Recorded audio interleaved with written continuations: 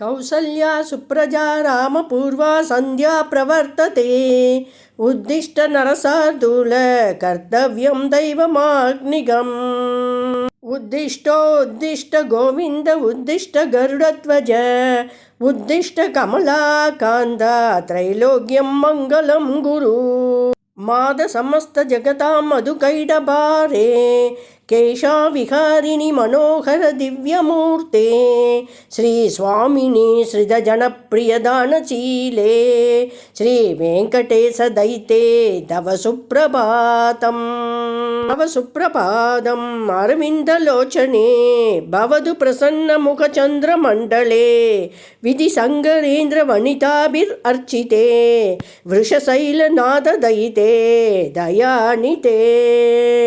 अत्र्यादिशब्दऋषय समुभाष्य सन्ध्याम् आकाशसिन्धुकमलानि मनोहराणि आदाय पादयुगम् अर्चयितुं प्रपन्ना शेषाद्रिशेखर विभो तव सुप्रभातम्।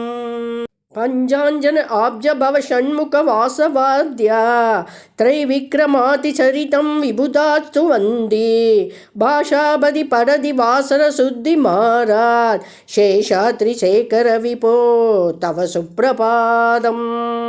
ईषत् प्रफुल्ल सरसीरुह नारिकेल भूदद्रुमातिषु मनोहर पालिकानाम् आवादि मन्दमनिलसक दिव्यगन्धै शेषाद्रिशेखर विभो तव सुप्रभातम्।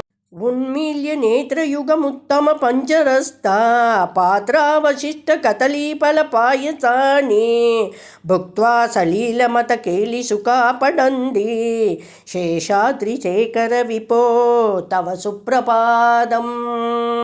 धन्त्री प्रकर्ष मधुर स्वनयना विभञ्च्य गायत्यनन्दचरितं तव नारदोऽपि भाषाशमग्र अचकृत्करसार रम्यं शेषाद्रिशेखर विभो तव सुप्रभातम्। भृङ्गावली समगरन्दरसानुविद्ध जूङ्कारकीर्तनिनतः सह सेवनाय निर्यात्युपान्त सरसे कमलोदरेभ्य शेषाद्रिशेखर विभो तव सुप्रभातम्। योषा गणेन वरदत्नि विमत्यमाने कोसालयेषु तदिमन्दन तीव्रघोषा रोषात् कलिं विदधे ककुपस्थकुम्भा शेषाद्रिशेखर विभो तव सुप्रभातम्। पद्मेश मित्र सदपत्र कतालिवर्गा हर्तुं श्रियं कुवलयस्य निजाङ्गलक्ष्म्या पेरीनिनाथमिव पीप्रति तीव्रनादं शेषाद्रिशेखर विभो तव सुप्रभातम्।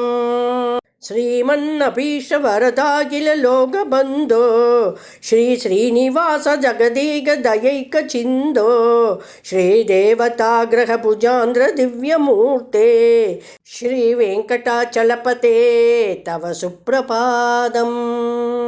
श्री स्वामी पुष्करिणी काप्लव निर्मलांगा सरयो दिनोहर विरिञ्जि सनन्दन आद्या द्वारे वसन्ति वरवेत्र हदोत्तमांगा श्री वेङ्कटाचलपते तव सुप्रभातम्। श्री शेषशैल गरुडाचल वेङ्कटाद्रि नारायणाद्रि वृषभाद्रि वृषाद्रि मुख्या आज्ञां द्वदीय वसदेरनि संवदन्ति श्री वेङ्कटाचलपते तव सुप्रभातम्।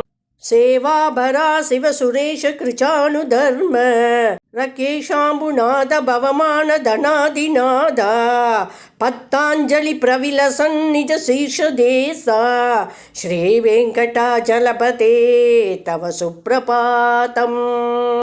ताडी सुदे विहह राज मृगादिराज नागादिराज गजराज हयादिराज स्वस्व अधिकार महिमादिकम् अर्थयन्ते श्री वेङ्कटाचलपते तव सुप्रभातम्।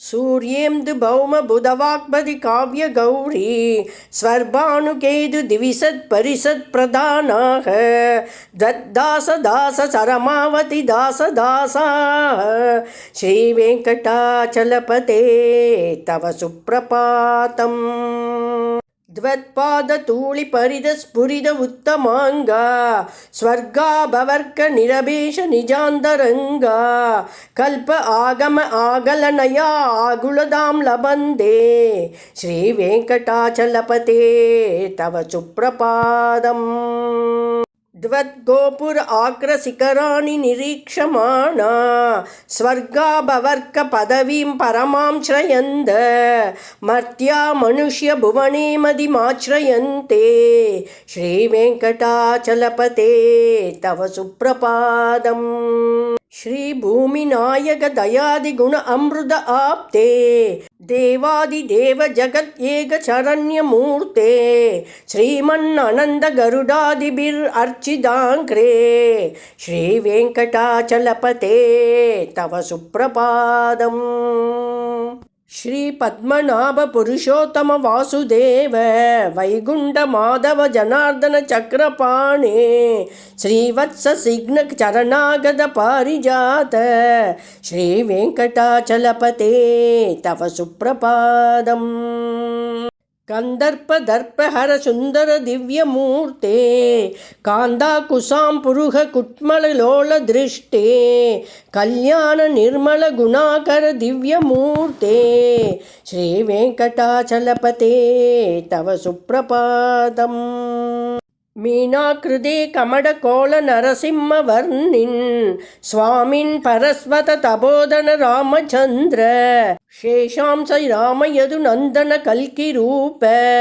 श्रीवेङ्कटाचलपते तव सुप्रभातम् ஏலா லவங்க கணசார சுகந்தி தீர்த்தம் திவ்யம் வியத்சரிதி ஹேம கடேஷு பூர்ணம் धृत्वाद्य वैदिक सिकामणय बृहृष्टा दिष्टन्ति वेङ्कटपते तव सुप्रभातम् पास्वान् उदेदि विकसानि सरोरुकाणि सम्पूरयन्ति निनदै कगुपो विगङ्गा श्रीवैष्णवा सततम् अर्तितमङ्गलास्ते तामाश्रयन्ति तव वेङ्कट सुप्रभातम् ब्रह्मादय सुरवराशमकर्षयस्ते सन्दस्सनन्दन मुखात्तव योगिवर्या तामान्तिके दवहि मङ्गलवस्तु हस्ता श्रीवेङ्कटाचलपते तव सुप्रभातम् लक्ष्मीनिवास निरवत्य गुणैक चिन्दो संसार सागर समुद्र अनैक चेदो वेदांत वेद्य निज वैभव भक्त भोग्य श्री वेङ्कटाचलपते तव सुप्रभातम् इत्थं विरुषाचलपते इग सुप्रभातं ये मानवा प्रतिदिनं पठितुं प्रवृत्ता तेषां प्रभातसमये स्मृतिरङ्गभाजां प्रज्ञां परार्थसुलभां परमां परसुते।